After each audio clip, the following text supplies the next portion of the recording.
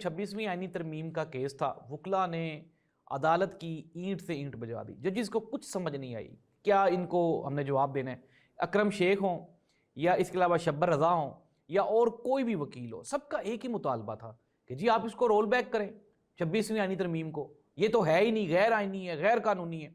और फिर एक और मुतालबा वो ये था कि जी आप फुल कोर्ट बेंच बनाएं, आप तो इसके बेनिफिशरी हैं 26वीं आईनी तरमीम के, आप किस तरह से ये केस सुन सकते हैं। नाज़रीन, आज अर्ली मॉर्निंग जो जजेस हैं उनको पिंडी से एक कॉल आती है और जो अमीनुद्दीन साहब हैं, जस्टिस अमीनुद्दीन साहब जो कि हमारे आईनी बेंच के सरबराह भी हैं और अपने आप को वो यही समझते हैं कि चीफ़ जस्टिस ऑफ पाकिस्तान वही हैं। उन्होंने कहा भी कि जो सुप्रीम कोर्ट ऑफ पाकिस्तान उसके पास सो मोटो एक्शन नहीं है, उनके पास इख्तियारात नहीं है, लेकिन हमारे पास हैं, आईनी बेंच के पास है। 191 और 193 जो है, अब इसका इशू आ रहा है। ये जो आइन के आर्टिकल है ना 191 और 193, जब इनको हम मिलाते हैं तो फिर 26वीं तरमीम को रोल बैक करने के लिए चांसेस निकल आते हैं।